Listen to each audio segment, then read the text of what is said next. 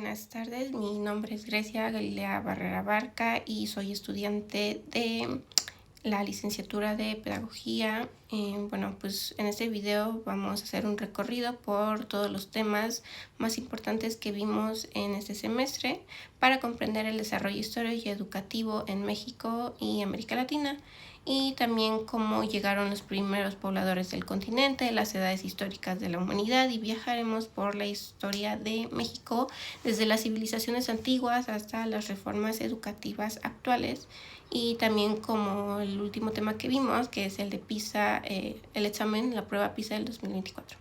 Bueno, las teorías de poblamiento de América, podemos hacer la pregunta de cómo llegó el ser humano a América, y la teoría más aceptada es la beringiana, que según esta idea hace miles de años grupos humanos cruzaron por un estrecho que se llamaba Bering, que era una franja de tierra que unía Asia con América. Y bueno, durante la última glaciación esta quedó expuesta y con ayuda de algunos animales fueron recorriendo. La teoría autóctona desarrollada por el argentino Florentino Ameghino, él sostenía que el ser humano se originó en América, específicamente en la región del actual territorio argentino. Y aunque esa teoría fue desmentida por la falta de evidencia fósil sólida, jugó un papel importante en los debates científicos del siglo XIX. Por otro lado está la teoría de la migración oceánica, que incluye la migración por Melanesia y Polinesia, que esta teoría propone que ciertos grupos humanos llegaron desde Oceanía, viajando en embarcaciones primitivas por las islas del Pacífico hasta alcanzar las costas americanas. Y bueno, hay evidencias culturales y genéticas que sugieren un posible contacto entre pueblos del Pacífico y pueblos sudamericanos. Pero finalmente les puedo decir que la teoría de la migración australiana, propuesta por Antonio Méndez Correa, plantea que grupos humanos provenientes de Australia cruzaron el Océano Pacífico siguiendo una ruta por la Antártida hasta llegar al sur de América. Y algunas similitudes en herramientas y culturas refuerzan esta hipótesis, aunque no se ha comprobado completamente. Bueno, pues el siguiente tema que vamos a ver son las edades de la historia, pero para entender mejor la evolución humana, varios historiadores han dividido el tiempo en grandes periodos que son llamados edades históricas. La primera es la prehistoria, que abarca desde la aparición del ser humano hasta la invención de la escritura, alrededor del año 3500 a.C. Durante ese tiempo los humanos vivían de la caza, la recolección y más adelante de la agricultura. Después de ahí viene la Edad Antigua, que inicia con la escritura y termina con la caída del Imperio Romano en el año 476 después de Cristo. Y aquí surgieron las primeras civilizaciones, grandes civilizaciones como lo fueron Egipto, Mesopotamia, Grecia y Roma. La tercera etapa es la Edad Media, que fue del año 476 hasta 1453, cuando cae Constantinopla. Es una época muy marcada por el feudalismo, la religión y las cruzadas. Le sigue la Edad Moderna, que va de 1453 hasta 1789, al año de la Revolución Francesa. Es un tiempo de descubrimientos, de reformas y transformaciones científicas. Y finalmente la Edad Contemporánea, que va de 1789 hasta la actualidad. Aquí ocurren las grandes revoluciones, la independencia de América, las guerras mundiales y la era digital. Bueno, pues ahora veremos sobre el tema de la historia de México, que es un tema muy importante para saber sobre la transformación que nos ha llevado hasta el día de hoy. México, pues como sabemos, es una tierra muy rica en cultura, en lucha y en transformación. Vamos a hablar sobre la época prehispánica, que es lo inicial. En el México prehispánico, pues que se divide en tres grandes periodos: preclásico, clásico y posclásico. En el periodo preclásico, de 2500 a.C. a 2000 después de Cristo, destacan los olmecas, conocidos como la cultura madre en Mesoamérica. Se establecieron en lo que hoy es Veracruz y Tabasco y nos dejaron impresionantes cabezas colosales, centros ceremoniales como la Venta y San Lorenzo, y aportaciones como el calendario y los primeros sistemas de escritura.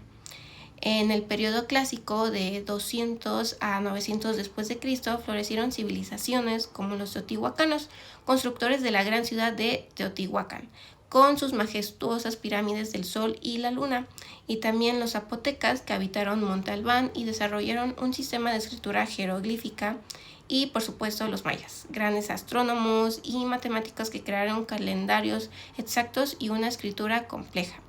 En el periodo posclásico de 900 a 1521 destacan los mexicas o aztecas, fundadores de Tenochtitlán, una ciudad impresionante construida sobre un lago.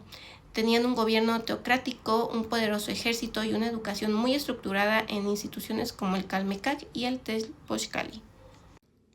Bueno, y se preguntarán en qué consistía el Calmecac o el Tezpochcali. Bueno, pues estas eran las dos principales instituciones educativas en la sociedad mexica, azteca, y estaban destinadas a formar a los jóvenes según su posición social y sus futuros roles en la comunidad. El Calmecac era la escuela para los hijos de los nobles, y aunque también podían asistir algunos jóvenes que destacaban en el pueblo o en sus conocimientos. Se les enseñaba escritura, códices y jeroglíficos, religión y mitología, astronomía y calendario, canto ceremonial y música ritual, historia y leyes, formación sacerdotal, administrativa o guerrera de alto rango. Y pues el objetivo aquí era formar líderes religiosos, jueces, sabios y guerreros de la élite. También preparaba a quienes serían sacerdotes o altos funcionarios del Imperio Mexica. Un dato interesante es que los estudiantes vivían aquí, era como un tipo internado, y seguían disciplinas muy estrictas y realizaban ayunos, vigilias y tareas religiosas. En el Tezpochcali era la escuela para los hijos del pueblo, y aunque también era importante para todos los varones como parte de su formación cívica, también se les enseñaban técnicas de combate y entrenamiento físico, historia y valores mexicas, disciplina y obediencia, oficios y trabajos colectivos, danza y cantos. Aquí el objetivo era igual formar guerreros y ciudadanos útiles a la sociedad. También servían como espacio de socialización, identidad y servicio comunitario. Bueno, pues ahora vamos a abarcar el tema de la época colonial en México, que tuvo casi 300 años de historia, desde la conquista de Tenochtitlán en 1521 hasta la independencia en 1821. Durante este periodo el territorio fue conocido como el Virreinato de la Nueva España y estuvo bajo el control del Imperio Español. Después de la conquista, España organizó sus territorios en América en virreinatos. La Nueva España incluía no solo el actual México, sino también partes de Estados Unidos, Centroamérica y Filipinas. Aquí el rey nombraba a un virrey, quien gobernaba en su nombre. La capital era la Ciudad de México, que estaba construida sobre las ruinas de Tenochtitlán. La sociedad aquí estaba jerarquizada y dividida por raza, origen y poder económico, como lo son por ejemplo, los españoles peninsulares, que eran nacidos en España, ocupaban los cargos más altos. Los criollos, que eran hijos de españoles nacidos en América, que eran pues ricos pero sin tanto poder político. Los mestizos, que eran mezcla de español e indígena, que pues eran la mayoría. Los indígenas, que pues eran sujetos a tributos y explotaciones. Y por último los negros, que eran tratados como esclavos de África. La Iglesia Católica tuvo un poder muy grande en esta época a través de las órdenes religiosas, especialmente de los franciscanos, dominicos y agustinos. Se impulsó la evangelización de los pueblos indígenas. Las órdenes mendicantes fundaron escuelas y conventos para enseñar el cristianismo, así como lectura, escritura y oficios básicos. Se enseñaban también en lenguas indígenas como el náhuatl, mixteco o maya, lo que ayudó a conservar muchos conocimientos. Un ejemplo muy destacado de esta época es que en 1536 se fundó el Colegio de Santa Cruz de Tlatelolco, que fue el primero en América para indígenas nobles. La educación colonial fue muy elitista, religiosa y masculina. Se fundaron universidades como el Real y Pontificia Universidad de México en 1551. Solo podían estudiar hombres españoles o criollos. Las mujeres eran educadas en conventos o en casa, y la mayoría de los indígenas no accedían a educación formal. O sea que esta educación era solamente para un grupo muy pequeño de personas y no todos tenían un acceso para él. ahora hablaremos sobre el México independiente que abarca del año 1821 hasta 1876. Como dije, esta etapa empezó en 1821, año en que se consumó la independencia, hasta finales del siglo XIX, cuando comienza el Porfiriato. La consumación de la independencia en 1821, después de más de 11 años de guerra, México logró su independencia de España en 1821, gracias a la alianza entre insurgentes y sectores conservadores bajo un plan llamado Plan de Iguala. El ejército trigarante dirigido por Agustín de Iturbide entró muy triunfante a la Ciudad de México, y en los cuales los principios del Plan de Iguala eran la religión católica como única, independencia de México y la unión de todas las clases sociales. El primer imperio mexicano que abarcó de los años 1822 a 1823 fue por Agustín de Iturbide, cuando se proclamó como emperador con el apoyo de algunos sectores conservadores. Sin embargo, su gobierno fue muy breve e impopular, y en 1823 fue obligado a abdicar y se estableció una república. Como dato curioso, el primer imperio mexicano fue uno de los más efímeros del mundo, que duró menos de 2 años. Los primeros años de la República, México adoptó un sistema republicano, pero estaba lleno de inestabilidad política, económica y social. Aquí fue cuando se crearon estos dos bandos, liberales versus conservadores, que se desarrolló una lucha constante entre los liberadores, que querían una república federal laica y con reformas sociales, y los conservadores, que defendían el centralismo, la iglesia y los privilegios coloniales. La reforma liberal y constitución de 1853, con los liberales como líder de Benito Juárez, puede ser Melchor Ocampo e Ignacio Comonfort, que promovieron una serie de reformas para separar la iglesia y el Estado, garantizar libertades individuales y modernizar la educación y la economía. La Constitución de 1857 fue clave para todo esto, ya que estableció un México laico, federal y con garantías individuales, aunque provocó la guerra de reforma en 1858 entre liberadores y conservadores. Aquí entra la educación durante el México independiente, que fue un tema muy central, pero con muchos obstáculos, ya que esto pasó en principios del siglo XIX. La educación era influida por la iglesia, las escuelas eran muy limitadas y en zonas urbanas poco accesibles, gran parte de la población era analfabeta. Las reformas liberales se impulsaron con que la educación debería ser laica y gratuita. Se crearon escuelas normales con formación de maestros y se fortaleció la compañía lancasteriana, un método en que los alumnos más avanzados enseñaban a los más jóvenes. Educadores claves en esta etapa fueron José Joaquín Fernández de Lizardi, Lucas Alemán, conservador, que impulsó las escuelas técnicas, y Valentín Gómez Farías, que fue un liberal y promotor de la educación pública. Bueno, pues ahora vamos a hablar sobre el tema del Porfiriato, que es uno de los periodos más importantes y controversiales de la historia de México. Este se refiere al largo gobierno que tuvo Porfirio Díaz, que abarcó de 1876 a 1911. ¿Quién era Porfirio Díaz? Bueno, pues fue un militar oaxaqueño que se destacó en la defensa del país contra la intervención francesa y el imperio de Maximiliano. Fue un liberal que luchó junto a Benito Juárez, pero más tarde se rebeló con un lema que decía así: sufragio efectivo, no reelección, que irónicamente pues él mismo gobernó más de 30 años, o sea, estuvo mucho tiempo en el poder. Y aunque inicialmente llegó al poder con ideas democráticas, Díaz centralizó el poder, controló elecciones, cooptó opositores y usó la represión cuando fue necesario.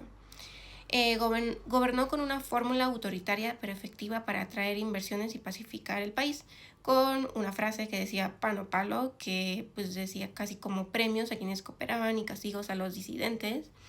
Y a pesar de que su autoritarismo, el porfiriato trajo progreso material, modernización e inversión extranjera.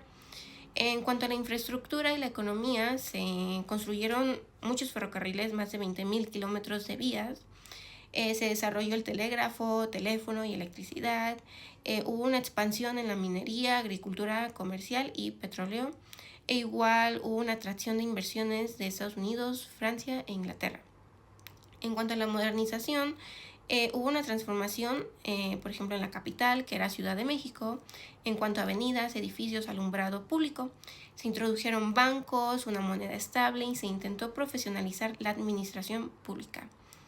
En cuanto a la educación, durante esta etapa, el porfiriato, hubo una pedagogía moderna en cual, porque sabemos que la educación fue parte del proyecto de la modernización. Aquí hubo una adopción de modelos extranjeros, se inspiraron en modelos educativos europeos, especialmente franceses y positivistas.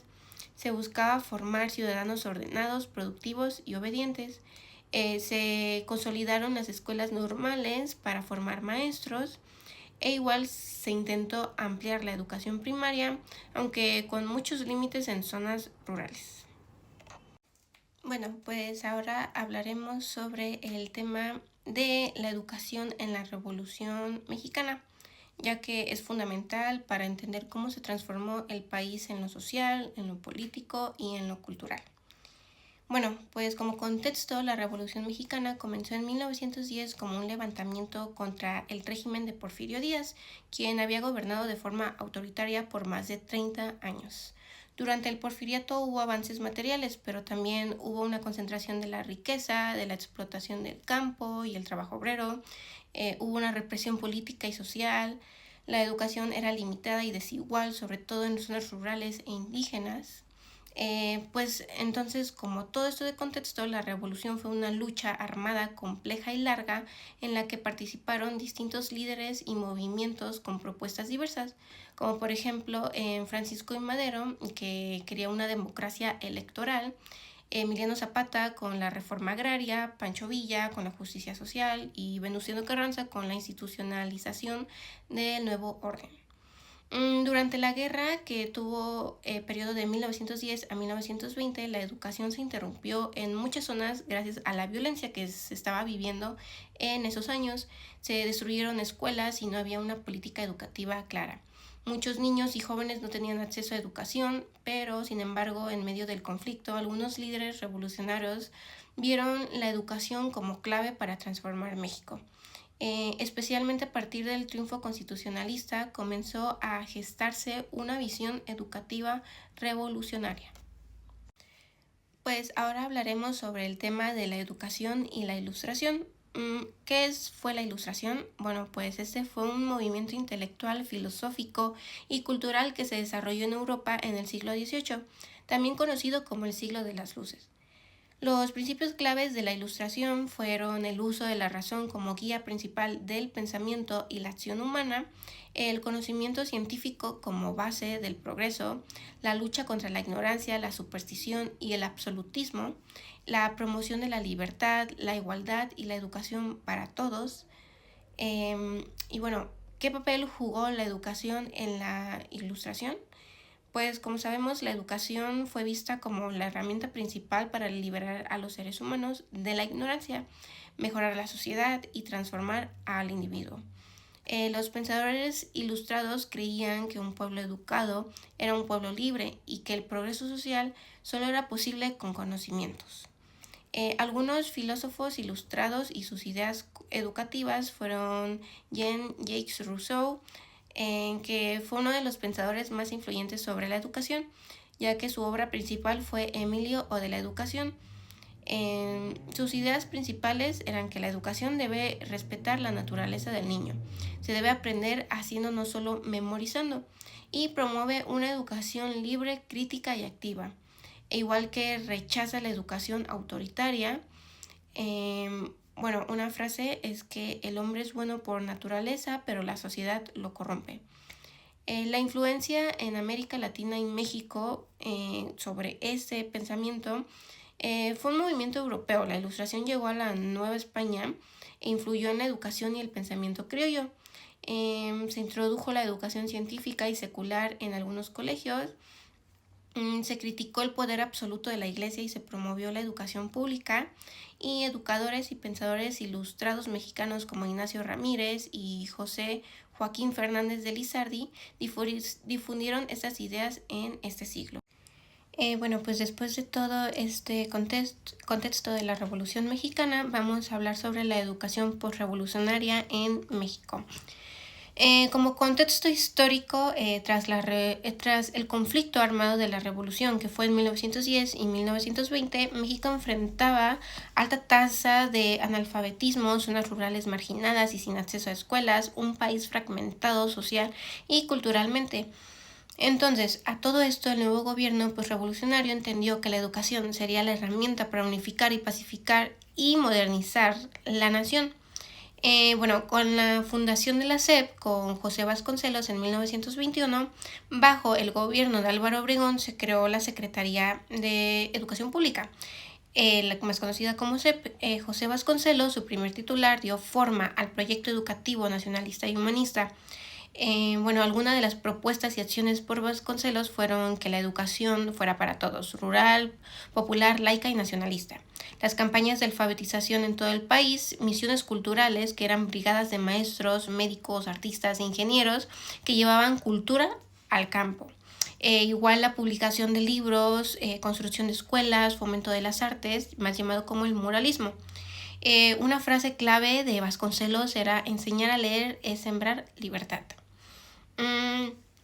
De ahí la educación socialista en la década de los 30, impulsada principalmente por el gobierno de Lázaro Cárdenas, se crearon las escuelas como instrumento de justicia social y conciencia de clase, la educación para el trabajo y la colectividad, y se incluyó contenido anticlerical y orientado al marxismo en algunos casos.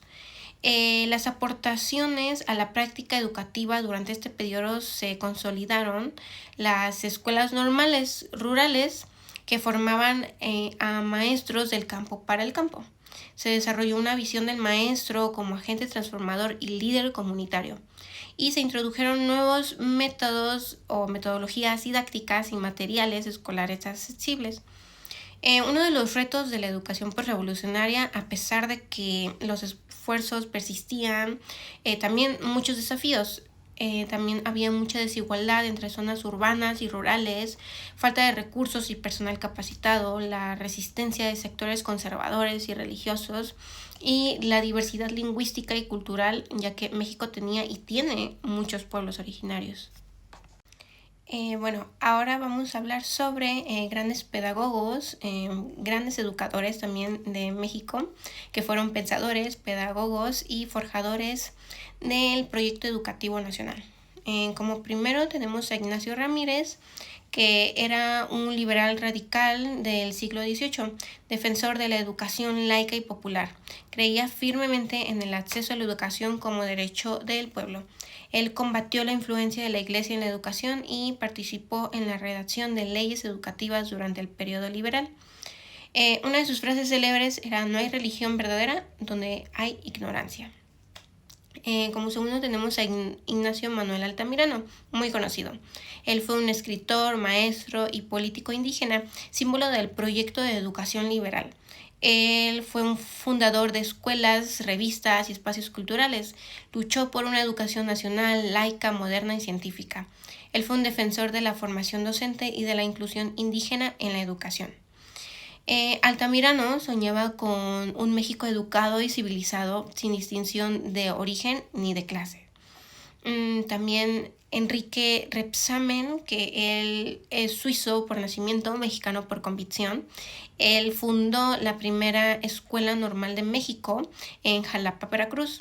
Él introdujo la pedagogía científica y la formación profesional del magisterio. Impulsó métodos activos, observación y análisis del niño. A él se le considera el padre de la educación normalista en México. También Carlos A. Carrillo, educador veracruzano, también muy influyente en el desarrollo pedagógico del país. Él defendía que la educación debía ser activa, vivencial y útil para la vida diaria. Él propuso una escuela basada en la formación moral, intelectual y física. Enfatizó la importancia del maestro como guía y un ejemplo. Igual está Justo Sierra, que él fue un intelectual y político del Porfiriato, llamado el Maestro de América. Él fue fundador de la Universidad Nacional de México, hoy la UNAM, en 1910. Igual promovió una educación científica, nacionalista y moderna sin abandonar lo clásico. Impulsó la idea de que el Estado debía garantizar el derecho a la educación. José Vasconcelos, como dijimos, que fue el primer titular de cuando se creó la SEP. Él fue un filósofo, escritor y político, primer secretario de Educación Pública en 1921. Él diseñó un proyecto educativo nacionalista, cultural y popular, fundó bibliotecas, editoriales y escuelas rurales, promovió el arte y el muralismo como formas de educar al pueblo. Una de sus frases célebres era: educar es enseñar a ver el mundo con ojos propios. Narciso Bassols fue secretario de Educación bajo el gobierno de Cárdenas. Él impulsó la educación socialista en los años 30, luchó por el laicismo radical, la alfabetización campesina y la formación obrera. Defendió una escuela pública, crítica y transformadora.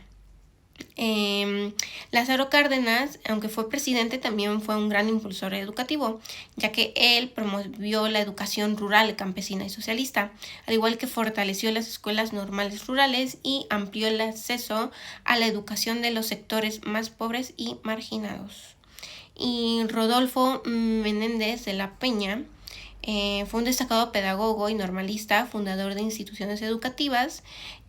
Consideraba que la educación debía formar ciudadanos útiles y conscientes. Fue un defensor de la dignificación del magisterio. Y por último vamos a hablar sobre la prueba PISA. En principio, ¿qué es la prueba PISA? La prueba PISA es una evaluación internacional aplicada por la OCDE, la Organización para la Cooperación y el Desarrollo Económicos. Su objetivo es medir qué tan bien preparados están los estudiantes de 15 años para enfrentar los retos del mundo real en 3 áreas clave. La primera es la comprensión lectora, la segunda es matemáticas y la tercera es las ciencias. Este no mide conocimientos memorizados, sino la capacidad de aplicar lo aprendido en contextos reales. El origen de esta prueba, es que fue aplicada por primera vez en el año 2000 y desde entonces se realiza cada 3 años en más de 80 países. En México participa desde la primera edición. PISA fue creada para evaluar sistemas educativos en el mundo y promover políticas educativas basadas en evidencia. ¿Y en qué consiste la prueba? Bueno, pues se aplica a estudiantes de 15 años sin importar el grado escolar. Dura aproximadamente 2 horas y no mide materias escolares específicas, sino habilidades para resolver problemas cotidianos. Las pruebas son adaptativas y digitales, en las últimas ediciones han sido así, y además de los exámenes, los estudiantes responden cuestionarios de contexto que ayudan a entender su entorno social, familiar y escolar. Los resultados en México y América Latina. En PISA 2022, pues México se ubicó por debajo del promedio de la OCDE en las 3 áreas. El rendimiento escolar bajó respecto a ediciones anteriores, influido por la pandemia de COVID-19. Y en América Latina, Chile y Uruguay tuvieron mejores resultados, mientras que México se mantuvo en el nivel medio-bajo de la región. Los principales problemas detectados son la desigualdad educativa entre zonas urbanas y rurales, las dificultades en lectura comprensiva y resolución de problemas matemáticos y la baja inversión en infraestructura, tecnología y formación docente. Hay contextos de pobreza y violencia escolar que afectan igualmente el aprendizaje. Las propuestas para mejorar los resultados en México son fortalecer la formación docente, la capacitación continua y dignificación del magisterio, reducir la desigualdad educativa, garantizar acceso a Internet, libros y materiales escolares en zonas marginadas y enseñanza centrada en competencias, fomentar pensamiento crítico, comprensión lectora y resolución del problema, no solo la memorización. Más inversión en infraestructura escolar, aulas seguras, tecnología educativa y espacios inclusivos. Evaluaciones nacionales más útiles y formativas, eso con el fin de detectar problemas a tiempo y ofrecer un apoyo focalizado. Mayor vinculación entre escuela, familia y comunidad, involucrar a los padres en la mejora también del aprendizaje. Los cambios en la prueba PISA 2025 incorporarán novedades clave para adaptarse al mundo actual o al contexto actual en el que estamos. Los cambios anunciados son una nueva área de evaluación principal, aprender en el mundo digital. Se evaluará la capacidad de los estudiantes para navegar, interpretar y utilizar información digital de forma crítica. Se mantendrán matemáticas, lectura y ciencias, pero con nuevos tipos de preguntas interactivas. También más énfasis en habilidades socioemocionales y pensamiento sistemático, herramientas adaptativas con inteligencia artificial para personalizar la prueba. Bueno, pues en conclusión, la historia, la educación y la evaluación no son temas que se deben de ver por separados. Entenderlos juntos nos ayuda a imaginar un mejor futuro educativo para nuestro país, para México. La historia del poblamiento, las civilizaciones antiguas, las luchas políticas y los modelos educativos han moldeado el presente de México, y comprender esta evolución nos ayuda a pensar en una educación más justa y transformadora.